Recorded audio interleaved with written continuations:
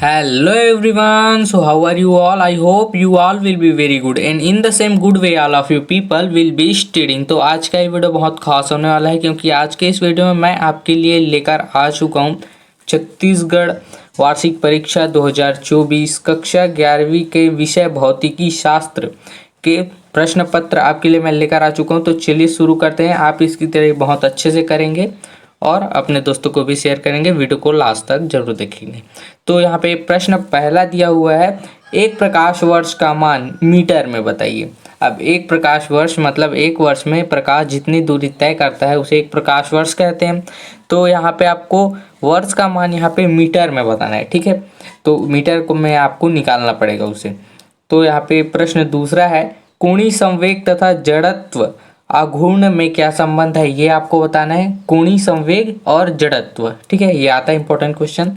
प्रश्न तीसरा है, उसके बाद क्या कारण है कि टेलीफोन के तार कसकर नहीं लगाए जाते हैं। वो उसमें आपने स्प्रिंग की तरह देखा होगा टेलीफोन के तार, ठीक है, कसकर उसको नहीं लगाए जाते हैं, कि उसका क्या कारण है ये आपको बताना है, ठीक है। उसके बाद प्रश्न 4 है, वोल्टेज मैन नियतांक क्या है, इसका मान बताइए। अब वोल्टेज मैन नियतांक आपने पढ़े होंगे तो जानते होंगे, इसका मान आपको बताना है, ठीक है। उसके बाद प्रश्न 5 है, प्रगामी तरंग किसे कहते हैं। अब प्रगामी तरंग क्या है ये आपको बताना है, ठीक है। उसके बाद आप लोग तरंग के प्रकार भी पढ़ लेंगे इसमें, ठीक है। उसके बाद है प्रश्न 6, सीमांत घर्षण से क्या तात्पर्य है, ये आपको बताना है। सीमांत घर्षण है ना, ये थोड़ा सा शब्द से आपको पता चल रहा होगा कि सीमांत घर्षण एक्चुअल में होता क्या है।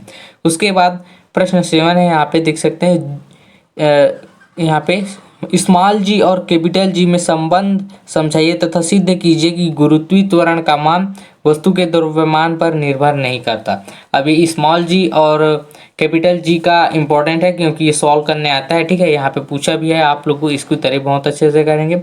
उसके बाद क्वेश्चन 8 दिया हुआ है, समीकरण टी इक्वल टू 2 पाई करने में दिया हुआ है I/G की शुद्धता जांच कीजिए जहाँ प्रतीकों के सामान्य अर्थ हैं। जहाँ प्रतीक यहाँ पे दिए हुए हैं उसके सामान्य अर्थ है, इसलिए आपको यहाँ पे शुद्धता उसकी जांच करनी है, ठीक है। उसके बाद आता है आपका प्रश्न 9, सर्दियों में पानी गर्म से नहाने के बाद ठंडी लगती है क्यों, ठीक है। सर्दियों में गर्म पानी से नहाने के बाद ठंडी लगती है, इसका कारण आपको बताना है। एकदम सिंपल सा फंडा है ये, बस आपको थोड़ा सा समझना है इसमें कैसे होता है। उसके बाद प्रश्न 10 है, भिन्न भिन्न तापों T1 एवं T2 के पिंडों के यहाँ पे यदि ऊष्मीय संपर्क में लाया जाए तो आवश्यक नहीं कि उनका अंतिम ताप T1 plus T2 equal two upon में दिया हुआ है 2 ही हो क्यों, तो ये आपको बताना है यहाँ पे, ठीक है। इसको थोड़ा अच्छे से कर लेंगे, थोड़ा सा कठिन है यहाँ पे। तो उसके बाद प्रश्न 11, ग्रहों की गति संबंधी केल्पर के नियमों को लिखिए। तो ग्रहों की गति संबंधी क्या होती है, केल्पर के नियम क्या है, ये आपको पढ़ना पड़ेगा, ठीक है। उसके बाद प्रश्न 12 है, सिद्ध कीजिए कि स्टील रबर से अत्यधिक प्रत्यास्थ है। तो स्टील रबर से कैसे अधिक प्रत्यास्थ है ये आपको बताना है यहाँ पे, ठीक है। उसके बाद प्रश्न 13 दिया हुआ है, धारा रेखी प्रवाह से क्या तात्पर्य है। अब धारा रेखी प्रवाह क्या होता है ये तो आप जानते ही होंगे, ठीक है, बहुत ही सरल है ये।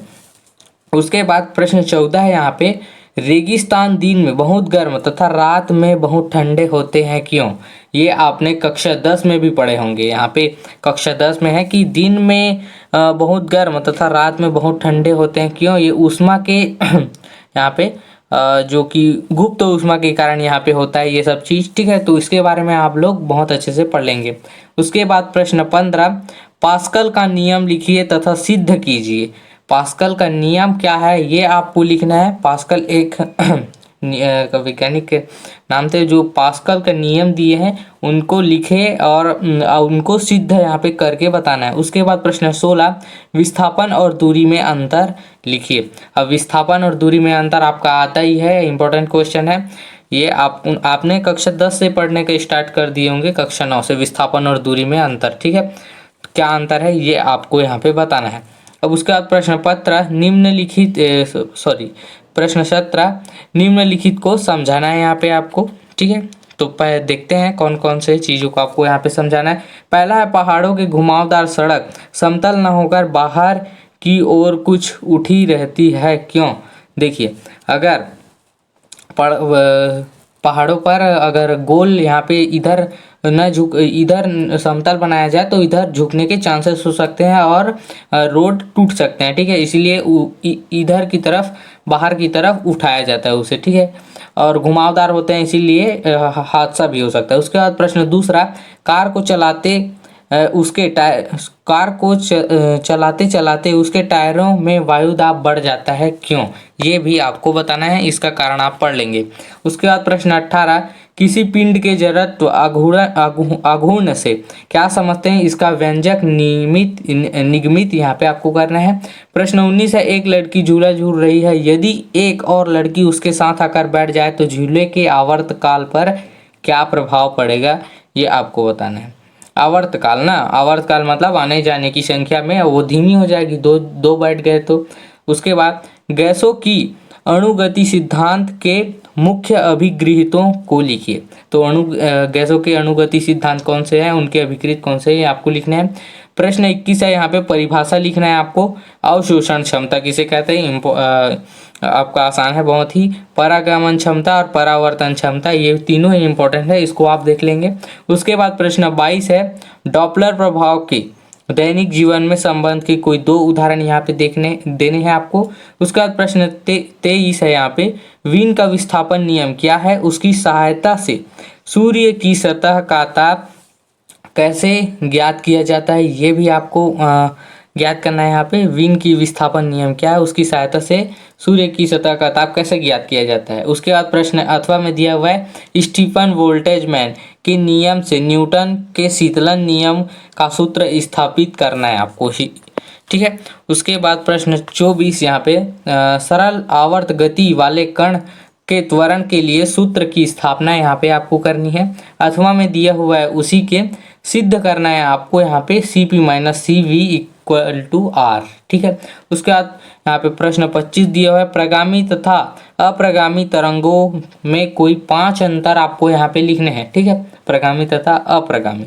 उसके बाद अथवा में दिया हुआ है रुद्रोष्म प्रक्रम की समतापी प्रक्रम के कोई 5 अंतर यहाँ पे आपको लिखने हैं। उसके बाद प्रश्न 26, निम्न को परिभाषित यहाँ पे आपको करना है। वैसे ही आपका ऊपर में भी आपको परिभाषा लिखने को आया था। यहाँ पे प्रश्न यहाँ पे दिया हुआ है प्रकाश वर्ष, ठीक है। अब प्रकाश वर्ष एक प्रश्न आया भी है आपका, तो प्रकाश वर्ष आप लोग जानते होंगे, मैंने बताया भी है।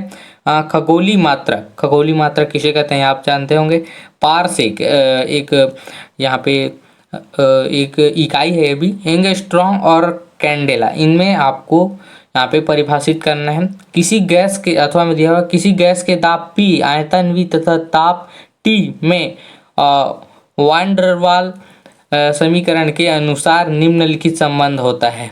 P प्लस A अपॉन में दिया हुआ V स्क्वायर और whole square V minus B whole बस दिया हुआ है इक्वल टू RT, जहाँ A और B नियतांक है, इसकी विमाएँ आपको ज्ञात करनी है, ठीक है। तो ये रहा भाई आपका कक्षा 11वीं का भौतिक शास्त्र का प्रश्न पत्र। तो आप इसकी तरह बहुत अच्छे से करेंगे, अपने दोस्तों को भी शेयर करेंगे ताकि इसको बारे में उनको भी जानकारी हो सके। और अगर आप किसी विषय का ऐसे ही प्रश्न पत्र चाहते हैं तो प्लीज़ कमेंट करें, मैं उस पर आपके लिए वीडियो लेकर आऊँगा। और अगर आप हमारे चैनल में नए हैं तो हमारे चैनल को इसी तरह की यूज़फुल वीडियो पाने के लिए सब्सक्राइब करें।